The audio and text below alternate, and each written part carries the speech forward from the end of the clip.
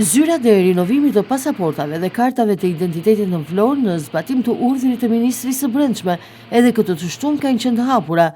Identitek, institucioni i cili merret me aplikimet e reja për kartë identiteti dhe pasaporta, ka qëndruar për gjithë qytetarët e Vlorës hapur duke nisur nga ora 9 e mëngjesit të kësaj të shtune deri në orën 14. Megjithëse në orarin zyrtar që ka ky institucion, kjo shtunë duhet të ishte një ditë pushimi, këtë herë për shkak të zgjedhjeve të 11 majit, duke qenë vetëm 24 orë larg ditës së zgjedhjeve. Zyra e rinovimit të dokumentacioneve biometrike qëndroi hapur duke zbatuar urdhrin e Ministrisë së Linjës.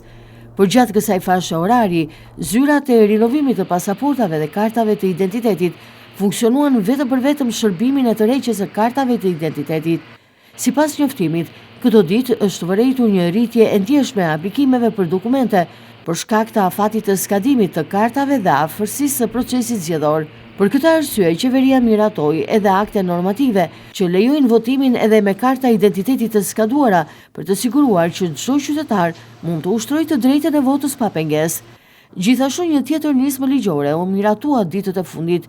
Qeveria miratoi aktet normative që çdo shtetas të votojë edhe në rast se dokumenti biometrik që zotron është me afat të skaduar.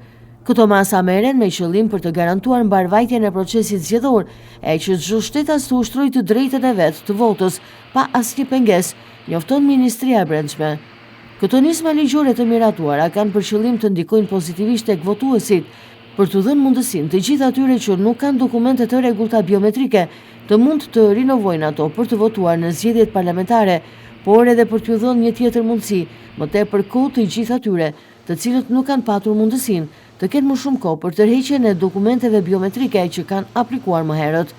Nisma të tilla synojnë në rritjen e numrit të votuesve në rang qarku, por edhe në të gjithë vendin.